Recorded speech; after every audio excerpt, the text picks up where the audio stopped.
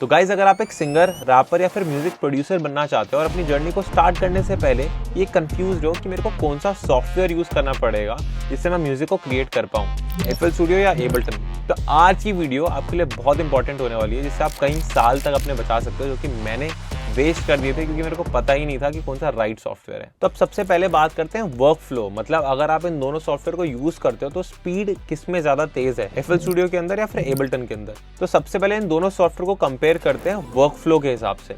Work flow का मतलब ये है कि जब आप किसी भी सॉफ्टवेयर को यूज करते हो तो और मल्टीपल एलिमेंट्स को लाइक किक को, स्नेयर को, रिवर्ब को, एको को जोड़ते हो तो किस में जल्दी हो जाता है और किस में ज़्यादा टाइम लगता है। मेरे एक्सपीरियंस के हिसाब से, क्योंकि मैंने दोनों सॉफ्टवेयर को तकरीबन 10 साल चलाया हुआ है, तो एबल्टन का वर्क फ्लो थोड़ा फास्ट है कंपेयर टू FL स्टूडियो। अब मैं क्यों बोल रहा हूँ, क्योंकि FL के अंदर जब आप नए नए इंस्ट्रूमेंट्स को ऐड करते हो तो वो चैनल रैक के अंदर यहाँ पर आप ऐड करते हो।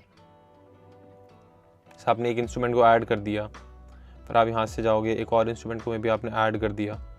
अब जब आप ये इंस्ट्रूमेंट को ऐड करते हो तो आपको यहाँ पे इनका पैटर्न बनाना होता है। अब इधर बेसिकली उसका कैसा धुन बजेगी, कैसे मेलोडी बजेगी, कैसे कॉर्ड बजेगी, क्या ड्रम बजेगा, वो आप यहाँ पर बताते हो उसको। उसके बाद जब आप यहाँ पे उसको प्रोग्राम कर देते हो तो आपको यहाँ पर लाकर उसको ऐड करना पड़ता है प्लेलिस्ट के अंदर। बेसिकली यहाँ पे आपको पूरा गाना बनता है। अभी तो ये कुछ भी बज रहा है, गोलियां बज रही है, बट सिर्फ समझाने के लिए इसको बता रहा हूँ आपको। तो आपको वहाँ से उठा के इसको मैनुअली यहाँ क्लिक करके डालना पड़ता है कि भाई मेरे को इधर भी चाहिए, मेरे को ये चीज़ इधर भी चाहिए, मेरे को ये चीज़ यहाँ भी चाहिए। इसको आप शॉर्टकट भी यूज़ कर सकते हो ऐसे। और अब मान लो आप इसमें से किसी भी एलिमेंट के ऊपर एको को या रिवर्ब को लगाना चाहते हो जिससे आवाज़ गूंजे, तो मे बी हम इसको कर देते हैं 4। तो अब यहाँ पे मैं क्लिक करूँगा, फिर मैं इसको क्लिक करके इधर मिक्सर से लिंक कर दूंगा। इसका शॉर्टकट भी है कमांड L, बट हमें शॉर्टकट या फिर करना पड़ता है, वो ऑटोमेटिकली लिंक्ड नहीं होता। और यहाँ पर अब मैं एलिमेंट्स को ऐड कर सकता हूँ अपने।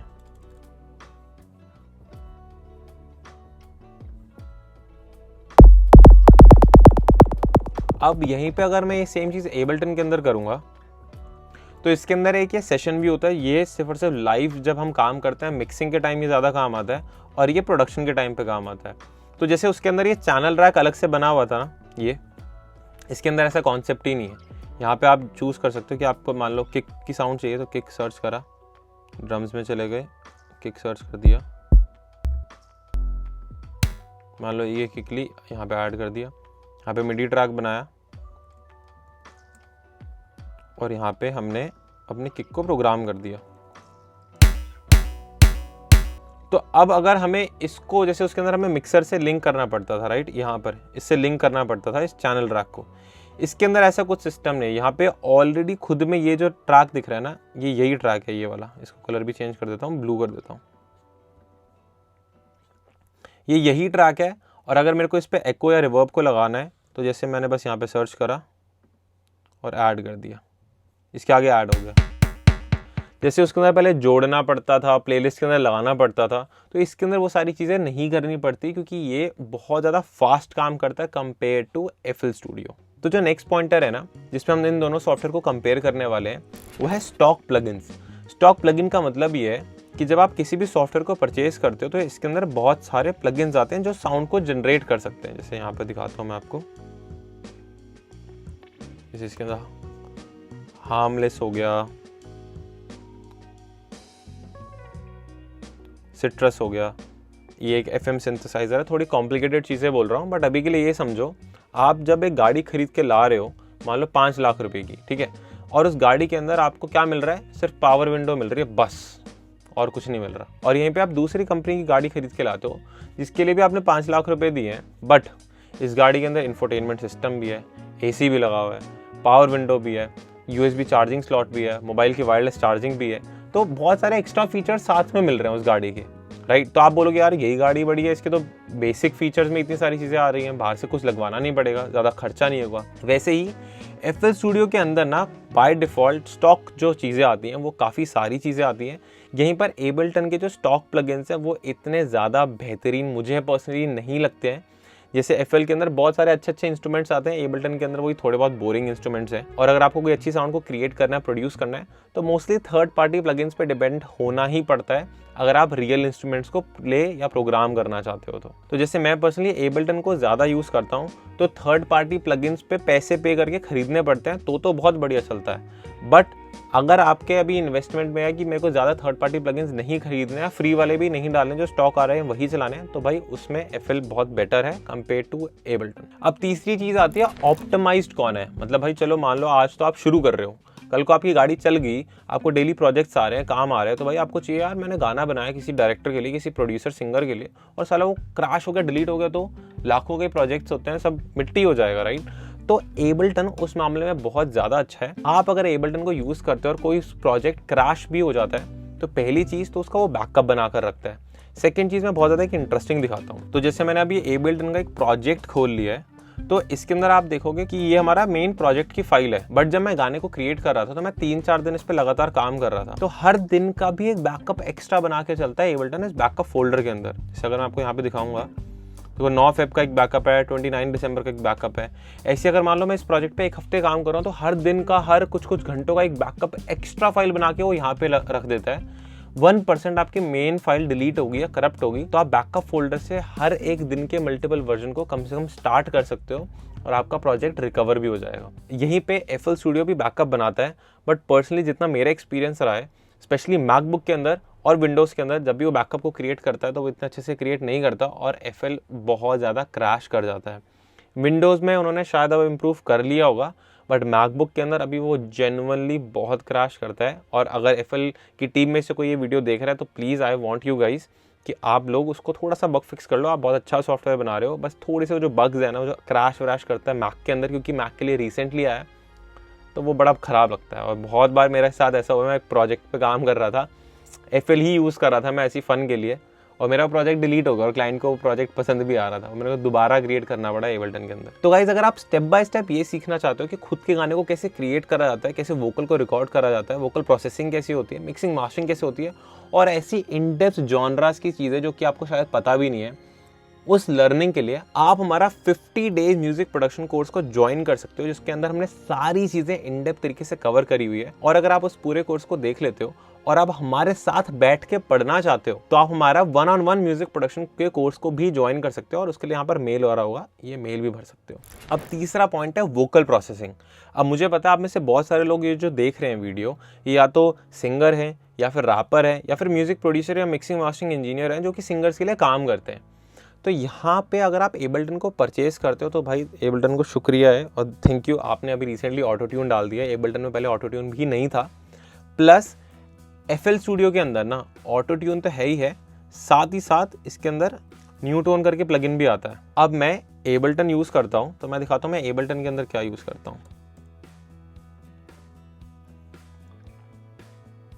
तो एबल्टन के अंदर मैं मेलोडाइन प्लगइन को यूज़ करता हूँ, जो कि न्यू टोन से काफ़ी ज़्यादा बेटर है। तो अब सबसे पहले बताता हूँ ये करता क्या है। मान लो जब आप गाना गाते हो और आप थोड़ा बहुत सुर के बाहर चले जाते हो, तो ऑटो ट्यून क्या करता है, वो ऑटोमेटिकली डिटेक्ट करता है भाई ये सुर के बाहर जा रहा है नोट, इसको पकड़ के सुर में लाते हैं।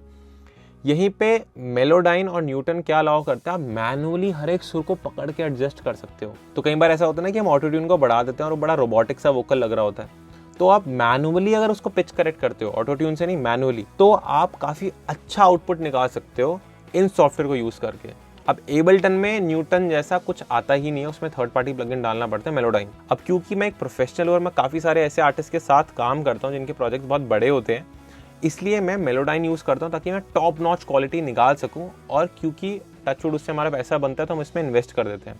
बट अगर आप अभी शुरू कर रहे हो और आपको मैनुअली ट्यून करने हैं वोकल्स को, तो FL Studio के अंदर ये फ्री में इनबिल्ट आता है, तो भाई बेस्ट है ना। तो अगर आप वोकल प्रोसेसिंग करने वाले हो, वोकल्स पे ज़्यादा काम करना चाहते हो और बजट कम है, then go for FL Studio।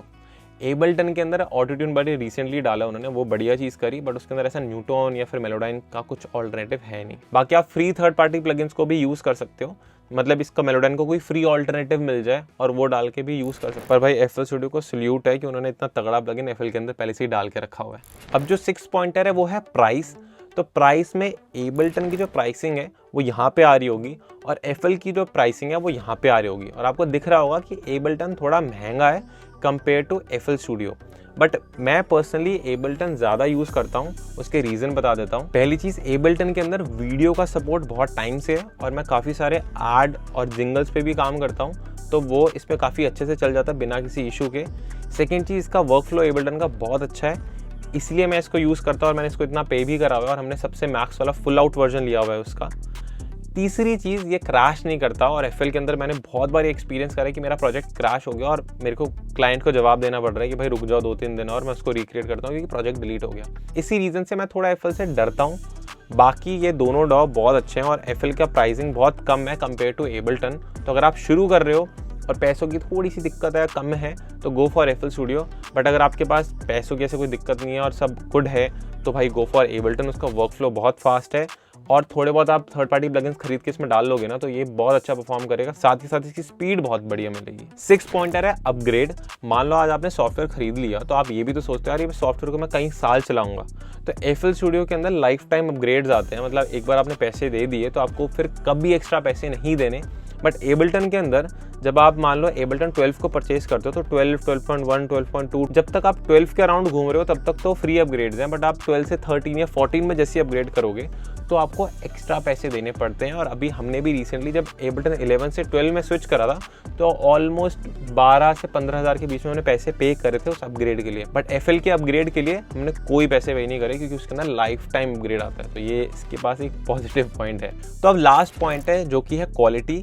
तो अगर आप एफएल के अंदर म्यूजिक बनाते हो या एबलटन के अंदर म्यूजिक बनाते हो और अगर आप ये सोच रहे हो कि भाई क्वालिटी किससे ज़्यादा अच्छी आउटपुट आएगी तो आप गलत सोच रहे हो, क्योंकि ये दोनों के दोनों डॉ आपके कंप्यूटर में चलने वाले हैं। बाइनरी लैंग्वेज को यूज़ करते हैं, जीरोज़ और वन।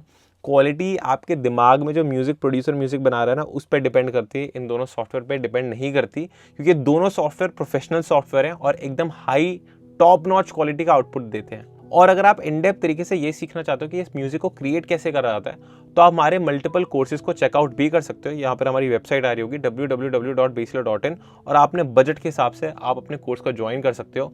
और ऐसी इन डेप्थ लर्निंग के लिए बेसलर का सब्सक्राइब बटन ठोक दो, एक कमेंट कर दो, क्योंकि जब भी हम वीडियो को बनाते हैं बड़ी मेहनत लगती है, बड़ा टाइम जाता है स्क्रिप्टिंग में और यूट्यूब इसके लिए हमें खास पे नहीं करता। तो बस थोड़ा लाइक सब्सक्राइब शेयर कर दो, उसी में हमें खुशी मिल जाएगी।